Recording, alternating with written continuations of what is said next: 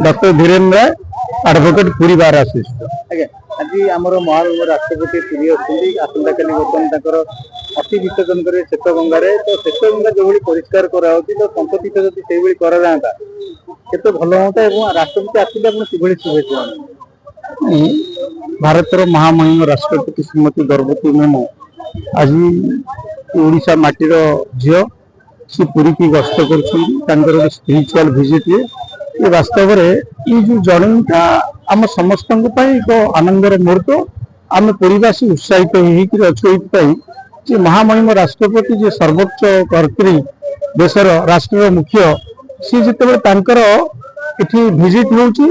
जो जो जगह को जी से जगह गुड़ाक स्वतः भाव में सरकार अलर्ट रही तार रिनोवेशन करवा प्यूरिफाई करवा सी पानी सी महात्म्य थिला आहरी परिष्कार करवा ये सब कथा गुड़ाक रास्ता घाट ठू आरंभ कर जो जो जगह दी सब जीवे से कथा मान सरकार तत्परतार सह तार कार्य करा गोटे परोक्ष गोटे डेभलपमेंट कथा हुए तेणु आम पुरीवासी जेहेतु ओडिशार से झील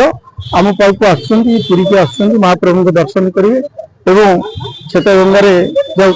जहाँ स्पिरिचुअल कार्य करेंगे से समस्त कथा को आम स्वागत जनाऊँ एवं आम समस्त आनंदित कार्यक्रम। पंचतीर्थ जदि आज राष्ट्रपति श्वेत गंगा आसे श्वेत गंगा अवहेलित अवस्था थी आज सौंदर्यीकरण कराला तो पंचतीर्थ आज अवहेलार पड़ी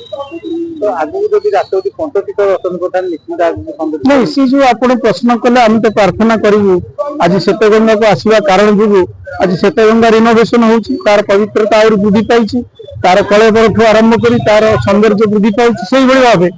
आर जो पंचतीर्थ रही जदि से टाइमिंग सेट करा से इच्छा प्रकाश करेंगे मु विजिट करी बोली मु भावी वास्तव में से गुड़ा भी यही कार्यक्रम जो से सब कम संपादन हो पार आम ये प्रस्ताव रहू पुरीवासी तरफ वकिल समाज तरफ महामहिम राष्ट्रपति पुणी आसतु ये केवल श्वेत गंगा नुह ये पंचतीर्थर जो भ्रमण हुए ताले गोटे सो मोटो प्रोसेस तार उन्नतीकरण नवीकरण हो पार। धन्यवाद।